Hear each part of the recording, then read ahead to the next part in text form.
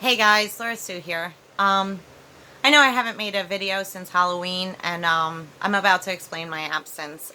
In July, the beginning of July, I got in a car wreck. I was rear-ended, and I really can't say anything else about it because there's an attorney involved, so I'm not allowed to talk about it. But I can tell you what happened to me. The result: I have 32 injuries from my head down to my hip, all down my spine and my neck, and I can't do the job that I used to do.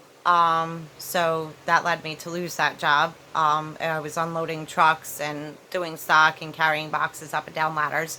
And well, I can't do that anymore. I can't lift over 25 pounds. So that was the first thing that really threw me for a loop. Um, and then, of course, we're fighting, so there's no compensation yet, or probably won't be, because Florida's a no fault state, so which does not work in your favor when you're the one hurt.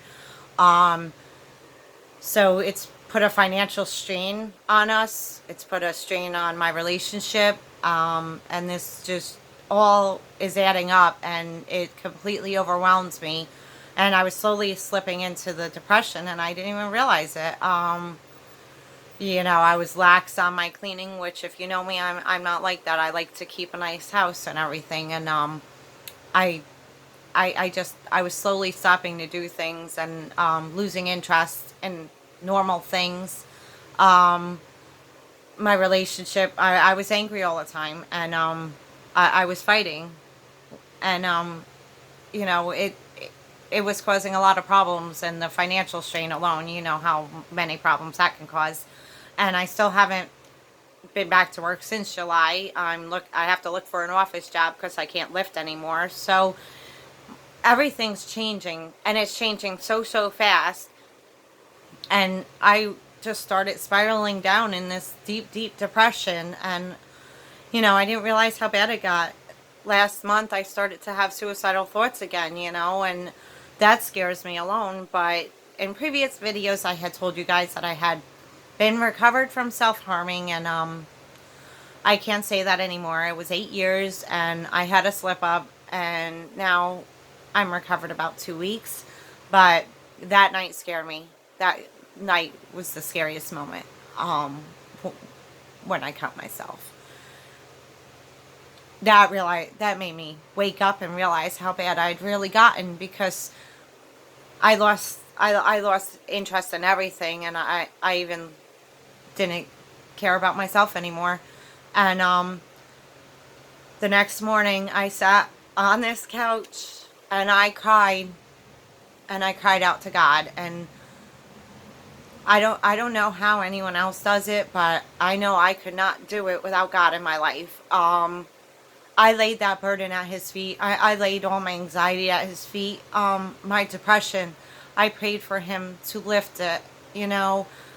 I can't do any of this without God. I can't survive. I can't live with depression. I can't live with mental illness unless I have something bigger than myself to believe in. I know that he can alleviate all those things, and not cure them, but I know that he can make the burden less. And that's what I did. I prayed so hard, and believe it or not, when you give up your will, I have a habit of taking my will back. When you give up your will and you let God take over again, I'm so sorry. I haven't really been talking a lot either, so it's a few phone calls here or there, and you know, to my man at night. But I've been isolating really bad, and I can't get through any of this without God. I mean, it's not, it may not be for you, it may not be for everyone, but you know what? It is for me, and I don't know how people do it without God. Um, I've been praying, and I've been praying every day, and every day I'm feeling less and less burdened. I'm still looking for a job.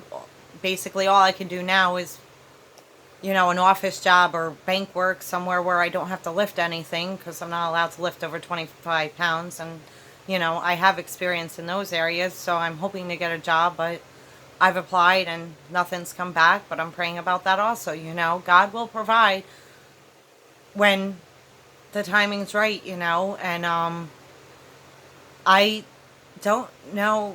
All these years, I've needed God. When I was young, I rejected him and I ran away from him and I was mad at him for everything that happened to me.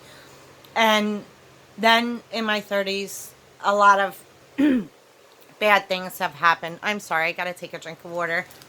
Excuse me. But in my 30s, a lot of things had happened, and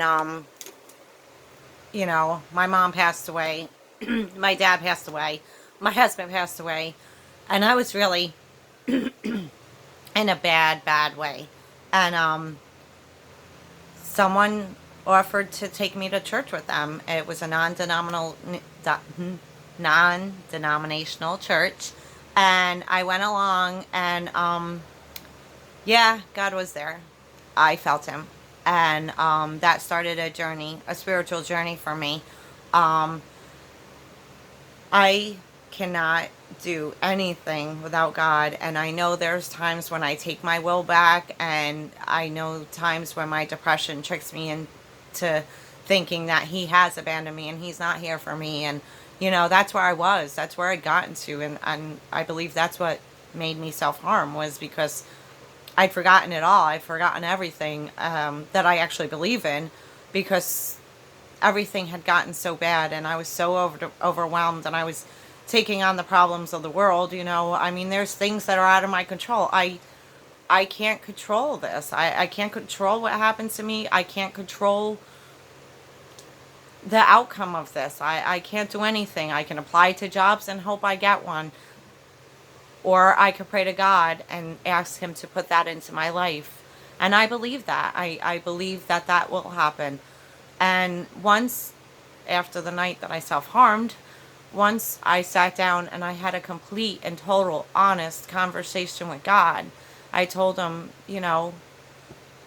step by step, I can't do this. I'm overwhelmed. I'm in a bad place. I need to know. I need to see. I need to believe you are here. And I said, I give you the burden. I give you all my sadness. I give you my anxiety and my stress and my depression. Please, Lord, help me. And believe it or not, whether you want to believe it or not, he really did. Started to bring me back out of that pit. And I've been praying every day. I listen to my Christian radio station. I need that in my life. I need to believe that there's something bigger than myself out there. I know it's not for everybody. And I have friends who have different religions, and we accept each other because we're good people. And we do accept each other the way we are. Everyone's individual. It's not going to be for everybody. But you know what? It's for me. I can tell you that right now. And I hear a lot of people, a lot of rumbling these days of people talking about Jesus Christ, their Savior, and about God. And that's how I believe. I don't have to feel guilty for the things I did. I can say, I'm sorry, God. I didn't mean to let myself get so deep in depression. I didn't mean to do what I did. I didn't mean to take back my will and try to fix it all by myself, because you know what? I can't do that. And I don't know anyone who has the power to do that except God. So I'm just telling you, I suffer with mental illness, and I can't do this alone. I can't do this by myself. Yes, I have friends that love me, and a man that loves me, and you guys all help me so much. But in the dark, lonely moments when no one's there, when I'm alone, when I'm in my head with my evil speak from my mental illness that's telling me the lies of, you're nothing, you deserve nothing, you don't even deserve to be here anymore, that's when I know that I'm in a bad spot, and I better get back connected with my prayer life, because once I let go, the evil comes and takes over, and it puts me in a really bad spot. And I don't like that. I don't like being attacked. I was under spiritual attack, and it was making me start believe that, God doesn't care about me and that no one cares about me. And I was in a dark, dark place. And this is for me. This is how I do it. God is my answer. Prayer is my answer. Jesus Christ is my Savior, I believe all of this, I can't get through any of this. I struggle, I fall, but I pick myself back up, and I pray. And God does put me in the palm of his hand, and he does lift me up again. And I believe he will put favor upon my life, I will find a job. The financial situation will get better, You just have to have faith. And I have to have faith. I have a habit of losing faith sometimes and thinking that I can do it myself, or believing the lies in my head that said I don't deserve it. I don't deserve any of this. I do. I deserve everything that comes into my life. I deserve to have a good job. I deserve to have an income, and I believe God can do that for me. So that's what I wanted to talk about today. I wanted to talk about my faith and how I'm getting through this. I mean, my whole world got turned upside down, and, I was lost for a few months. I didn't even know where to turn, where to go, how to get out of this. And I let the depression eat at me. And I climbed into that pit willingly, almost, Yeah, willingly. I climbed into that pit. That pit, I put myself deeper and deeper into that depression by letting the lies attack me and believing them. And the night that I self-harmed woke me right up. I'm in a bad spot, and I'm believing bad things that are not for me.